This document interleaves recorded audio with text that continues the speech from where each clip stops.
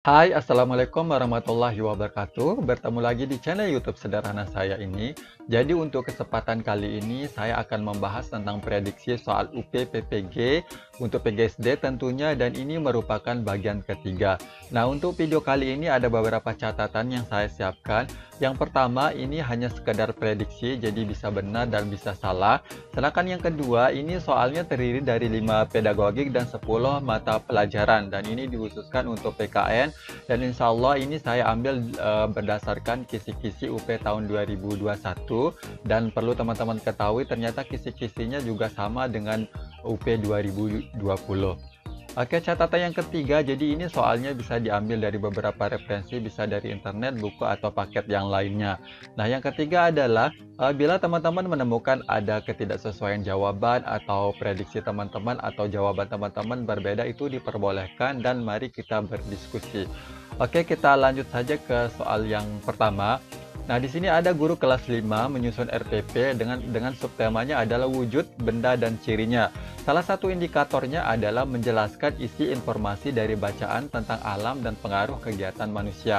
Nah, di sini pertanyaannya adalah rumusan tujuan pembelajaran yang tepat adalah A. Dengan studi pustaka, siswa menemukan informasi berkaitan dengan perubahan alam yang disebabkan perilaku manusia dengan cermat.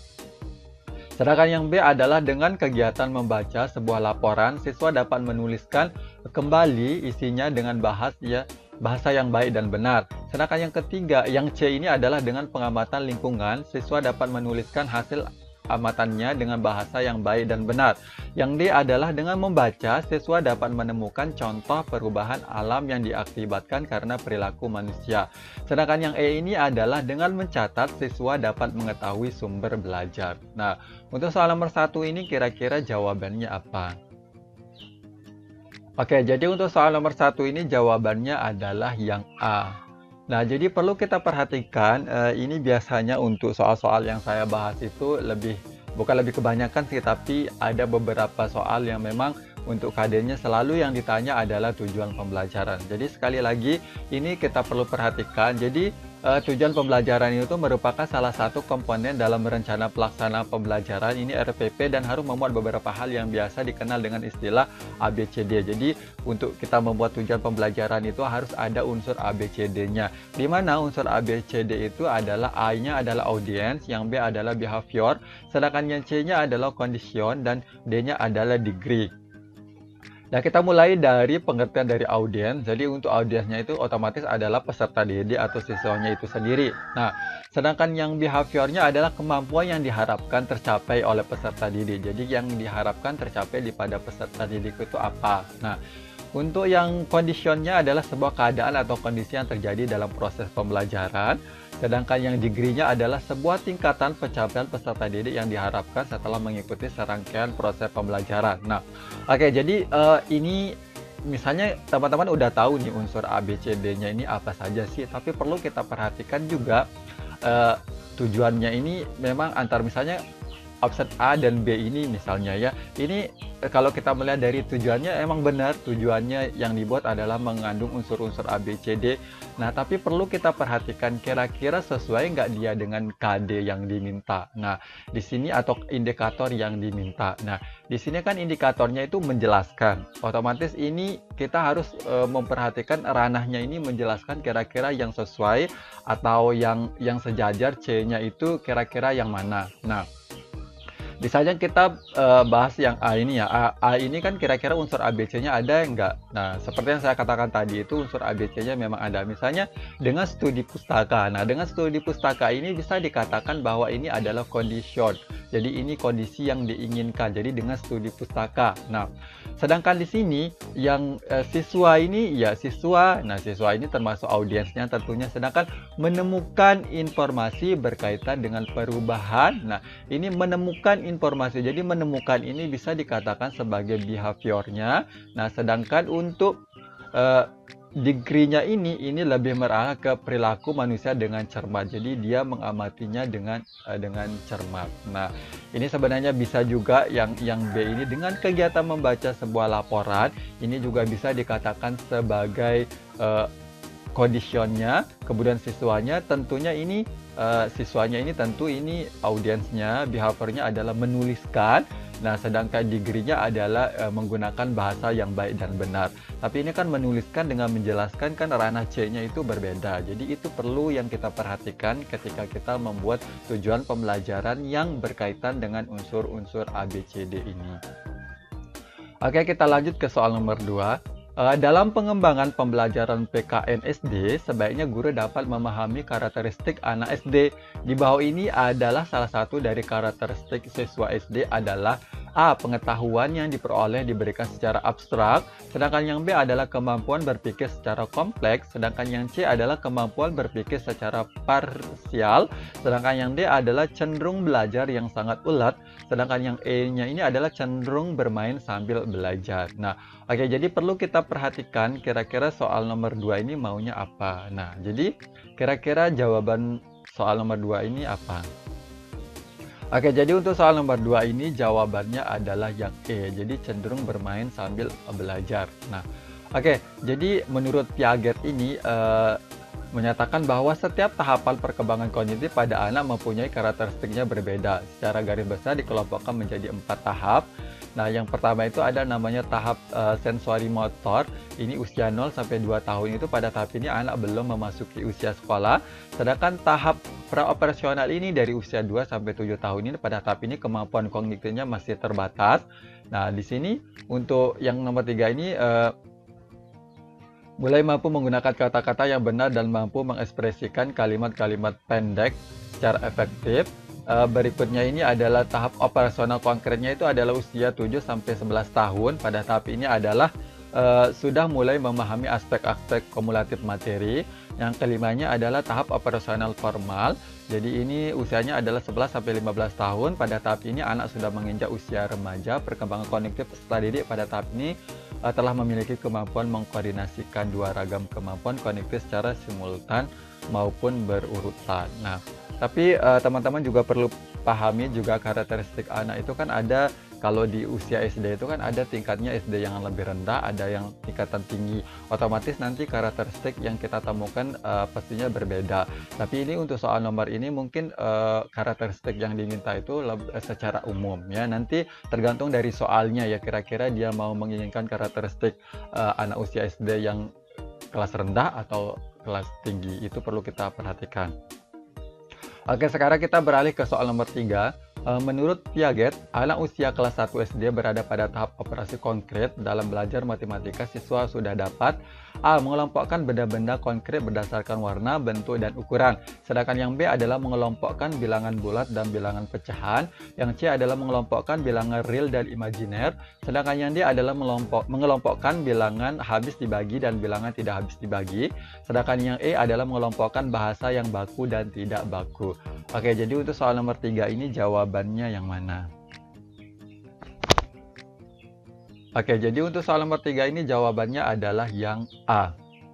Di sini ada sedikit uraiannya, jadi uraian yang di atas kita ambil. Jadi ini operasi konkret itu usianya antara 7 sampai 11 tahun, di mana pada tahap ini anak sudah mulai memahami aspek-aspek kumulatif materi, mempunyai kemampuan memahami cara mengkombinasikan beberapa golongan benda yang bervariasi tingkatnya.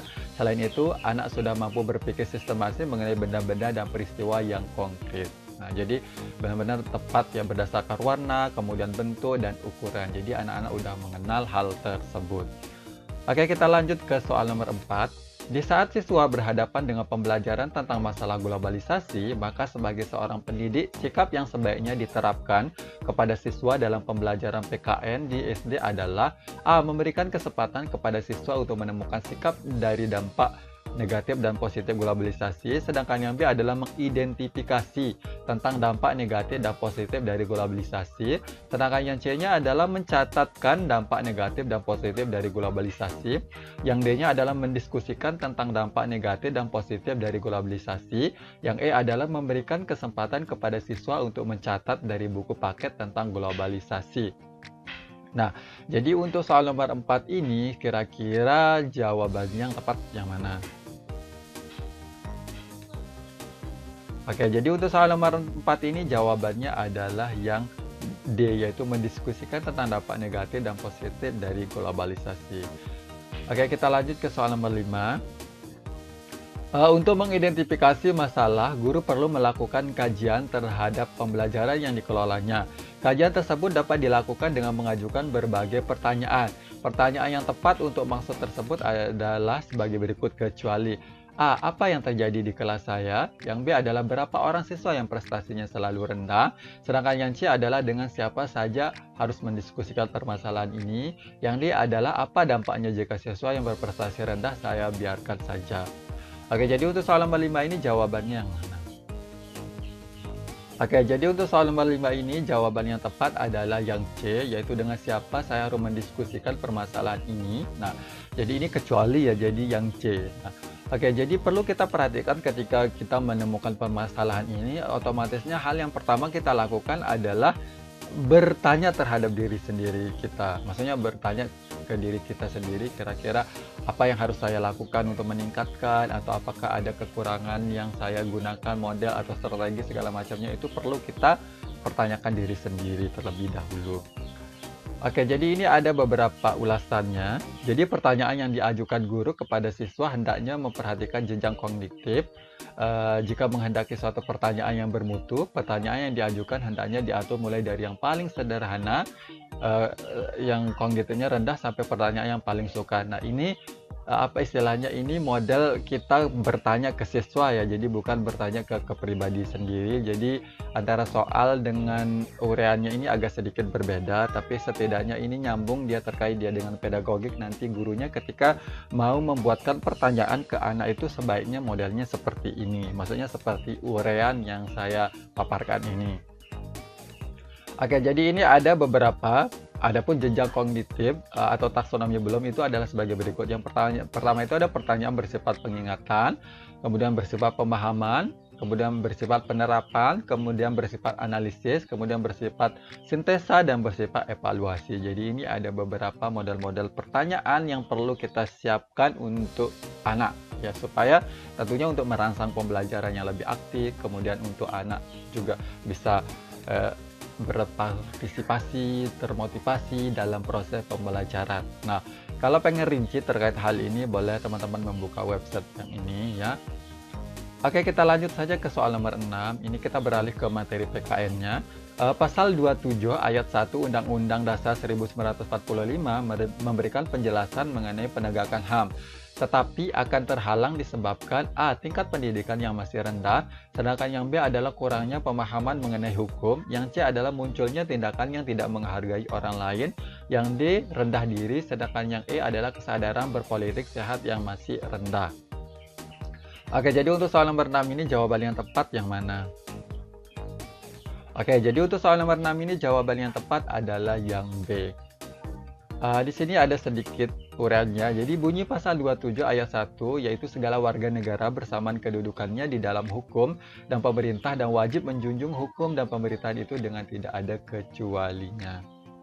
Oke, kita lanjut ke soal nomor 7.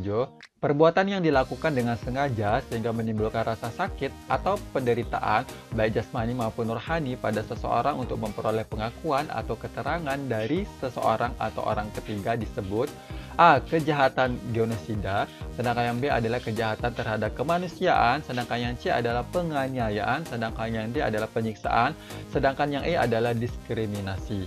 Oke, jadi untuk soal nomor 7 ini kira-kira jawaban yang tepat yang mana?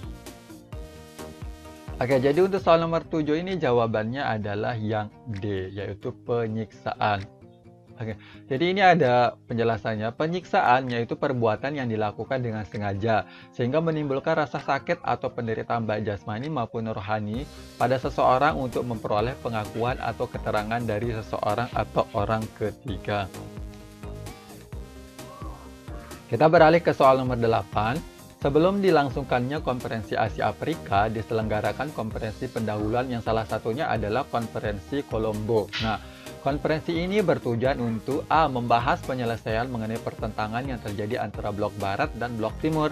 Sedangkan yang B adalah membahas masalah Vietnam dengan D dalam menghadapi konferensi Jenewa pada tahun 1951 1954, sedangkan yang C adalah membahas penyelesaian sengketa antara Indonesia dan Belanda untuk merebut Irian Barat. Nah, yang D adalah memberikan pintu untuk negara-negara di dunia melakukan persahabatan, sedangkan yang E adalah mencegah terjadinya kembali perselisihan antara negara di dunia.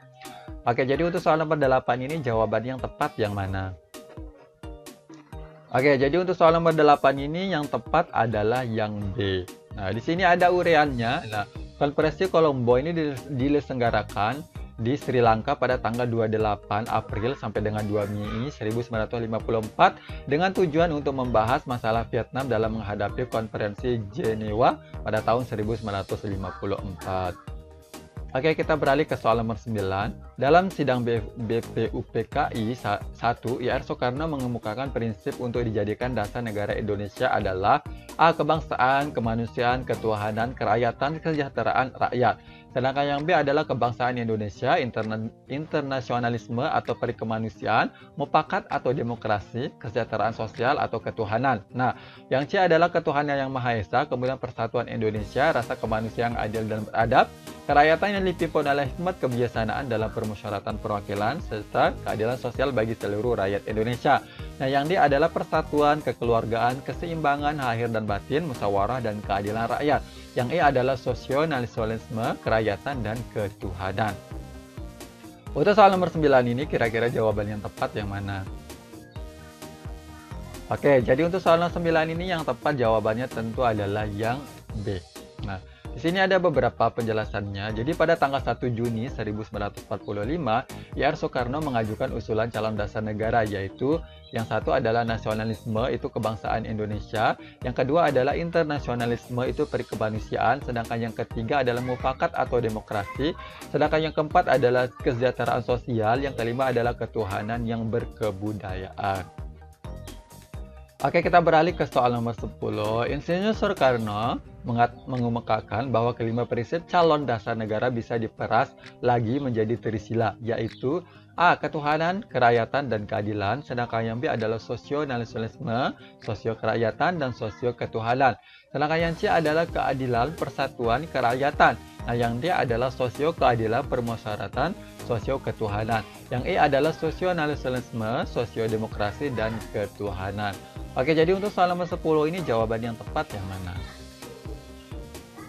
Oke, jadi untuk soal 10 ini yang tepat tentunya adalah yang E. Nah, di mana di sini tentu adalah trisilanya itu terdiri dari sosionalisme, sosiodemokrasi, dan ketuhanan. Nah, ini opsinya agak-agak mirip ya, jadi perlu kita teliti dan tentunya perlu kita hafal supaya nanti opsinya yang kita anggap mudah atau soal yang kita anggap mudah ternyata ada persamaan, istilahnya persamaan mirip-mirip opsinya, jadi nanti bisa saja kita salah. Jadi ini perlu kita teliti. Oke, kita lari ke soal nomor 11. Berikut ini yang bukan termasuk nilai-nilai yang terkandung dalam sila keempat Pancasila adalah A. Mengutamakan kepentingan bersama daripada kepentingan individu. Sedangkan yang B. Menggunakan akal sehat dalam memberikan usul dan mengambil keputusan. Yang C. Setiap orang mempunyai hak dan kewajiban sama. Sedangkan yang D adalah keputusan yang diambil dapat dipertanggungjawabkan baik kepada Tuhan maupun orang lain. Yang E adalah pengambilan keputusan berdasarkan dengan penetapan tanpa dimusyawarahkan terlebih dahulu. Oke, jadi untuk soal 11 ini kira-kira jawaban yang tepat yang mana? Oke, jadi untuk soal 11 ini tentu yang tepat adalah yang E. Di mana ureannya di sini, sedikit ureannya adalah sifat keempat mengajarkan kita untuk selalu bermusyawarah terlebih dahulu sebelum mengambil keputusan. Dalam bermusyawarah juga harus mengutamakan kepentingan bersama. Oke, next kita ke soal nomor 12. Pelaksanaan Pancasila mengalami banyak penyimpangan pada masa Orde Lama. Salah satu penyimpangannya yaitu A. Oposisi ditiadakan. Sedangkan yang B adalah presiden seumur hidup. Sedangkan yang C adalah merebaknya kasus korupsi. Yang D adalah terjadi pelanggaran HAM yang dilakukan oleh aparat. Sedangkan yang E adalah terjadinya banyak rekayasa di segala bidang sehingga menguntungkan penguasa. Nah, untuk soal nomor 12 ini kira-kira jawaban yang tepat yang mana? Oke, jadi untuk soal nomor 12 ini yang tepat adalah yang B. Nah, di sini ada sedikit uraiannya juga. Salah satu penyimpangan pada masa Orde Lama adalah Presiden Soekarno menyampaikan bahwa kekuasaan presiden itu seumur hidup. Oke, lanjut kita ke soal nomor 13. keanekaragaman yang ada di Indonesia salah satunya adalah bahasa daerah. Nah, negara menghormati dan memelihara bahasa sebagai A. Warisan nenek moyang, sedangkan yang B adalah ciri khas negara, sedangkan yang C adalah keunikan negara, yang D adalah kekayaan budaya nasional, yang E adalah pembeda dengan negara lain. Nah, jadi untuk soal nomor 13 ini kira-kira jawaban yang tepat yang mana? Oke, jadi 13 ini yang tepat adalah yang D. Nah, jadi di sini sedikit uraiannya juga. Negara menghormati dan memelihara bahasa daerah sebagai kekayaan budaya nasional. Hal ini tercantum dalam Undang-Undang 1945 yaitu pasal 32 ayat 2. Oke, next kita ke halaman. Maksudnya ke soal nomor 14. Inti nilai-nilai Pancasila bersifat universal. Hal ini berarti A. Nilai-nilai Pancasila dibuat berdasarkan ideologi dari seluruh dunia. Sedangkan yang B adalah nilai-nilai Pancasila dapat diterapkan dan digunakan juga oleh negara lain. Sedangkan yang C adalah nilai-nilai Pancasila dibuat melampaui zamannya. Sedangkan yang D adalah nilai-nilai Pancasila menjadi lambang perdamaian dunia. Oke, jadi untuk soal nomor 14 ini kira-kira jawaban yang tepat yang mana? Oke, jadi untuk soal nomor 14 ini yang tepat tentunya adalah yang B. Dimana di sini sedikit uraiannya, sebagai dasar negara Indonesia memiliki peran dan fungsi yang berlaku bagi seluruh masyarakat tanpa membedakan asal-usul, kemudian agama dan kepercayaan, ras, politik, dan sebagainya. Nah, dengan kata lain, berarti Pancasila itu bersifat universal, bermakna bahwa nilai-nilai dalam Pancasila berlaku bagi semua rakyat Indonesia dan serta tentunya dapat diterapkan dan digunakan juga oleh negara lain. Oke, kita lanjut ke soal nomor 15 atau soal yang terakhir. Saat ini terdapat sebagian orang yang cenderung bergaya hidup mewah dan bersikap konsumtif. Nah, mereka merasa bahwa dengan memakai barang mewah dan mahal akan dapat meningkatkan standar dan gaya hidup.